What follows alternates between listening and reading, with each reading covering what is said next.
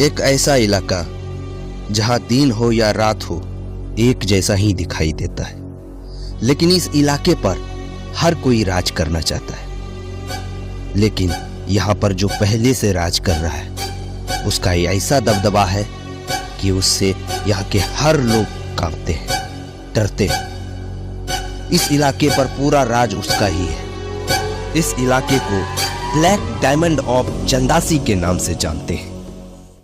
यहाँ तो बहुत धूल हो रहा है दादा। बेटा, ये धूल नहीं है, ये तो पैसा है, पैसा। और इसके लिए मुझे कितना मेहनत करना पड़ा है वो मैं ही जानता हूँ। सब तो ठीक है दादा, इसका सत्ता हमको कब मिलेगा? मिलेगा बेटा, तुम्हीं को मिलेगा, लेकिन पहले उस लायक बनो, फिर सत्ता मिलेगा तुमको। और कहानी शुरू होती है यहाँ से। दो गुटों के बीच में सत्ता को हासिल करने के लिए ऐसे जंग छिड़ता है जैसे कि महाभारत में पांडव और कौरवों के बीच। इसलिए इस जगह को ब्लैक डायमंड ऑफ चंदासी कहते हैं। ब्लैक डायमंड को हासिल करने के लिए दो गुटों के बीच में ऐसे जंग छिड़ता है जैसे कि एक दूसरे के खून के प्यासे हैं। और यहीं से जंग की शुरुआत होती। जिसके पास पावर उसके पास सत्ता। कारे खोका, प्रणाम। कहाँ थे इतने दिन से? जग्गू और कैडो मारने का प्लान बना रहा है।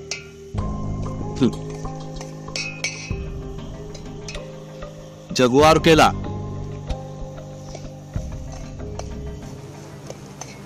भोसड़ी के जो पहले से मरा हुआ है, ये किसी और को क्या मारेगा रे?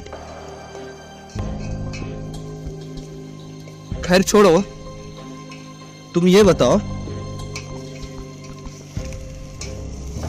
जगुआ का चमचागिरी करने का क्या मिलता है? तुम भी कर रहे हो, तुम्हारा बाप भी कर रहा है, तुम्हारा पीढ़ी ऐसे चलते रहेगा क्या? बेटा नौकर नहीं, मालिक बन। हमारे ग्रुप में आ जाओ, हमारे ग्रुप में शामिल हो। जितना जगुआ देता है ना, 10 खोखा ज्यादा रहुआ दे। सिर्फ उसका इंफॉर्मेशन मेरे तक पहुंचना चाहिए। और बंटिया ने खोखा को अपने ग्रुप में शामिल होने का ऑफर दिया। बंटिया जानता था कि यदि शेर का शिकार करना है तो सबसे पहले उसके झुंड में फूट डालना होगा ताकि शेर को पता भी ना चले और उसका शिकार हो जाए। खोखा जगुआ और कैला के यहाँ काम तो करता था, लेकिन उसे बेइज्जती का सामना भी करना पड़ता था। और सही वक्त देखते ही बंटिया ने उसे अपने ग्रुप में शामिल होने का ऑफर दिया।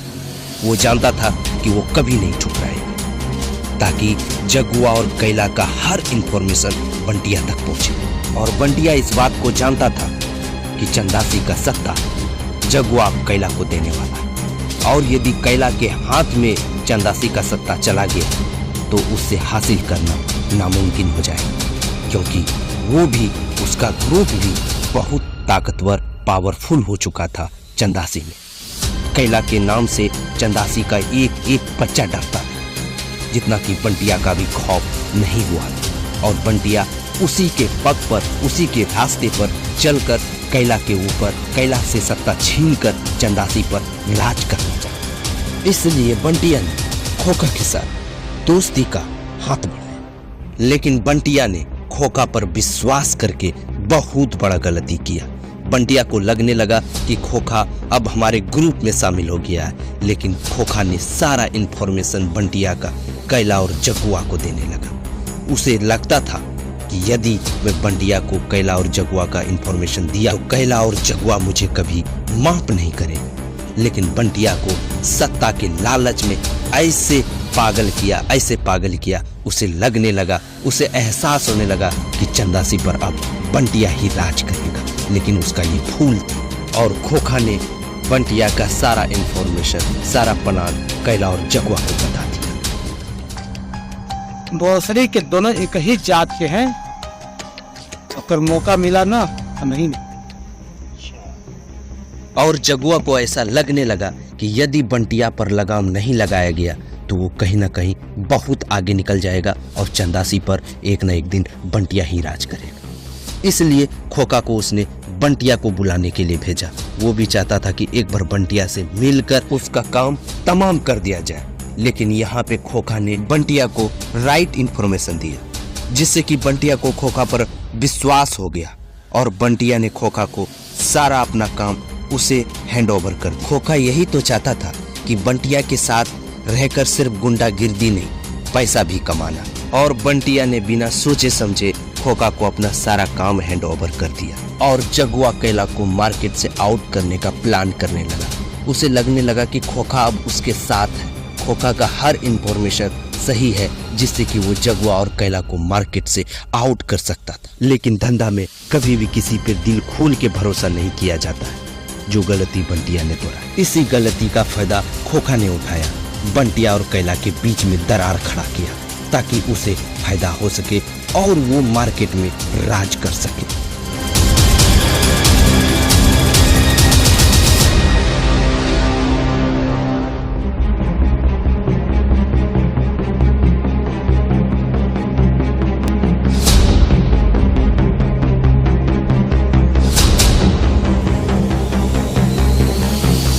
बंटिया मार्केट में भले ही नया खिलाड़ी था, लेकिन कैला और जगुआ के हर चाल को वो समझता था।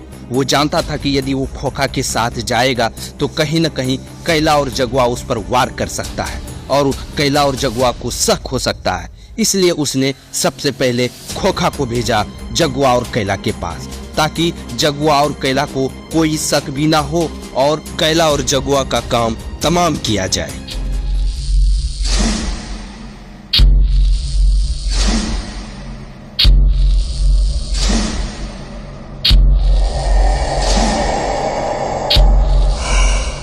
प्रणाम चाचा, प्रणाम प्रणाम।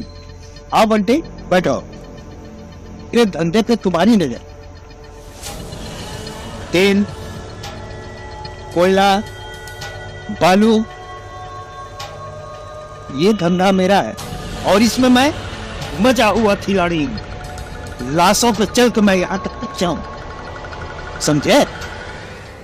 बंटिया इस बात को जानता था कि शेर शेर होता है, लेकिन बंटिया वो खिलाड़ी था जो शेर का शिकार करना जानता था। उसे पता था कि जगुआ अगला चाल क्या चलने वाला है, लेकिन जब तक जगुआ कोई अगला चाल चलता, बंटिया उस पर चाल चला और बंटिया ने ऐसा चाल चला कि जगुआ का एक ही झटके में काम तमाम कर दिया। फिर आगे क्या?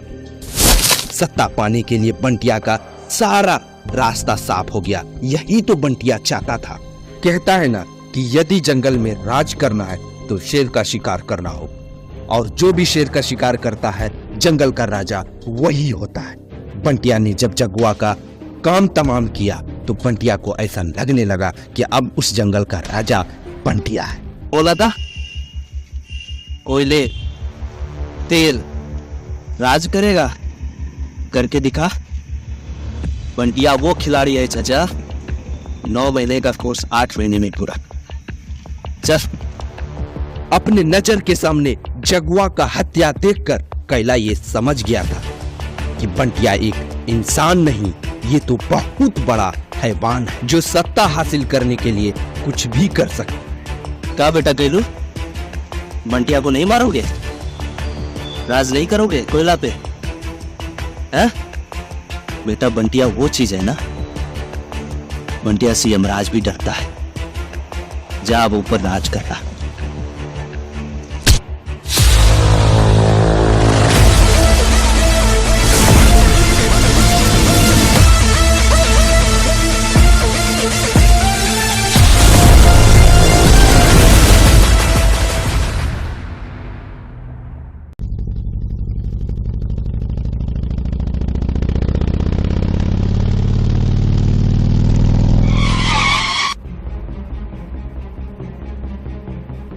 जगुआ और कैला का हत्या करने के बाद बंटिया और खोखा का इलाके में ऐसा दहशत पहुंचा, ऐसा दहशत हुआ कि उससे बच्चा बच्चा डरने लगा। उसके नाम से ही हर कोई कांपने लगा था, लगने लगा था कि वो हैवान है। आज से यहाँ का मालिक कौन? बंटी भैया, ठीक है। और आज से आप लोगों को बंटी भैया के लिए काम करना है। जगुआ उगुआ सब खत्म, ठीक है। बंटिया और खोखा ने सबसे पहले जगुआ के कोयला खदान पर कब्जा किया और धीरे धीरे उसने जगुआ के हर विरासत पर कब्जा किया।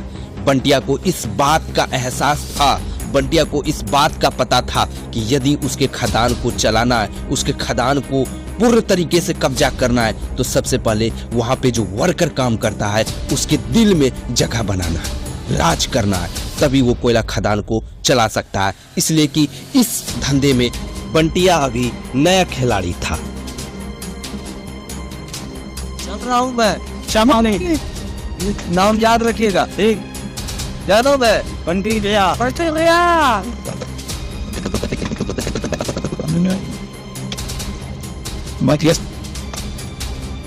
बंटिया का डर मार्केट में ऐसा छाया कि उसके ट्रक को भी कोई हाथ नहीं लगाता था और उसका मार्केट में एक ऐसा दबदबा बन गया कि बंटिया के डर से व्यापारी किसी और का माल खरीदता ही नहीं।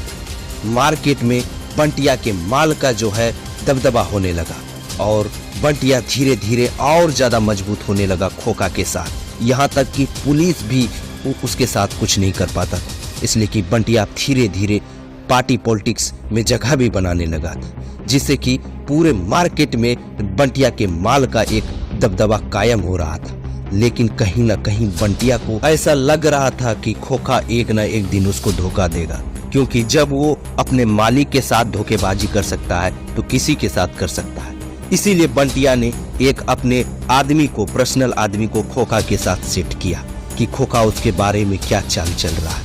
और ये सही साबित हुआ कि खोखा बंटिया का सुपारी किसी और को दिया था उसे मार्केट से हटाने के लिए, ताकि खोखा बंटिया की जगह पर उसका विरासत हासिल कर सके और राज कर सके। लेकिन यहाँ पे उल्टा हो, खोखा को उसी के चाल में फंसाया। जिस लड़के को बंटिया ने खोखा के साथ सेट किया था वह कोई मास्टरमाइंड से कम नहीं था। खोखा को उसी के ड्रिंक में बेहोशी का दवाई मिलाकर उसे बेहोश किया और उसके बाद फिर बंटिया को उसने कॉल किया।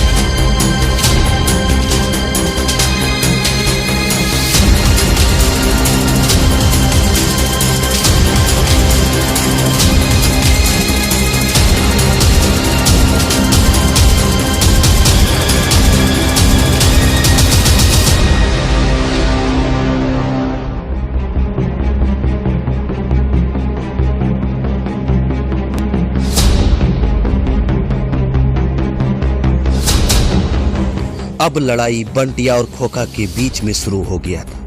कहता है ना कि पैसा ही दोस्ती और दुश्मनी का कारण होता है।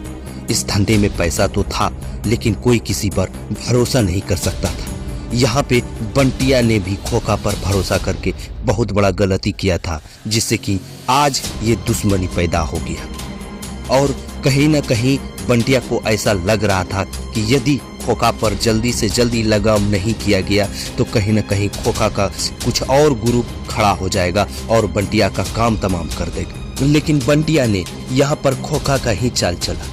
बंटिया ने ऐसा जाहिर किया कि लगा कि बंटिया को खोखा के बारे में कुछ नहीं पता है कि कल रात क्या हुआ था। लेकिन बंटिया के बारे में खोखा को अच्छे से पता था कि वो इंसान नहीं, हैवान है। यदि एक बार बंटिया को शक पैदा हो गया तो वो फिर अपने पाप का भी नहीं सुनता है और वो खोखा को छोड़ेगा नहीं। बंटिया वो हैवान था कि वो मरे हुए मुर्दे से भी बदला लेता है। इस बात को खोखा बहुत ही अच्छे से जानता था।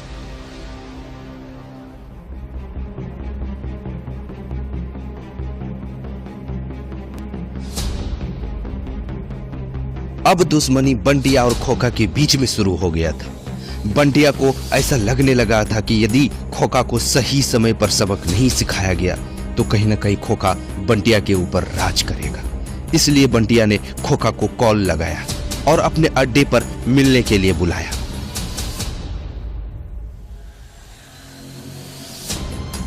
बंटिया के गुस्सा को देखकर खोखा ये तो समझ गया था कि मेरे साथ कुछ बड़ा अनहोनी होने वाला है।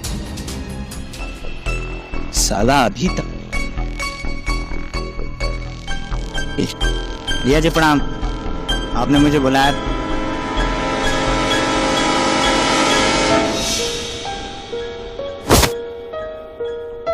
बंटिया का यह हैवान रूप देखकर खोखा एकदम से डर गया था, लेकिन खोखा भी कम नहीं था। खोखा सही समय पर गिरगिट की तरह रूप बदलने में माहिर था, क्योंकि यह अड्डा बंटिया का था और खोखा को बंटिया के अड्डे के बारे में बहुत अच्छे से पता था।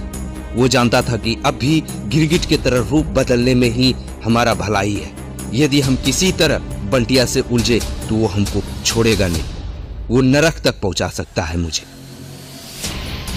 और यहाँ से खोखा किसी तरह बंटिया के जाल से भागने का कोशिश किया, लेकिन कहता है ना कि शेर जो होता है वो अपने शिकार को पहले दौड़ाता है। दौड़ाने के बाद जब उसकी सांसें फूलने लगती है तब शिकार करने में शेर को मजा आता है। ऐसा ही बंटिया ने खोखा के साथ किया।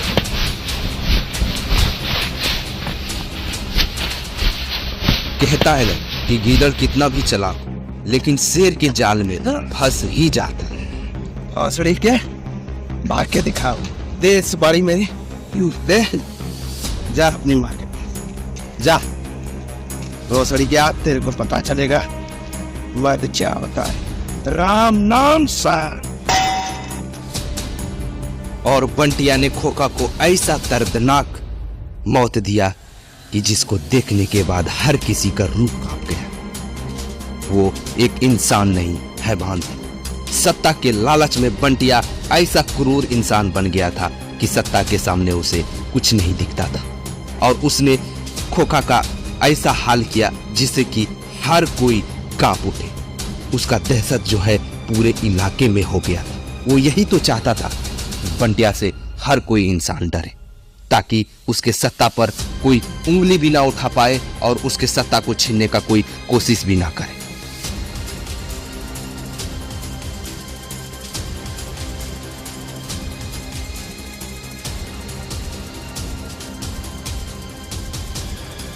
खोखा को मारने के बाद चंदासी का इकलौता शेर बंटिया बन गया था, और बंटिया का दहशत पूरे चंदासी में था।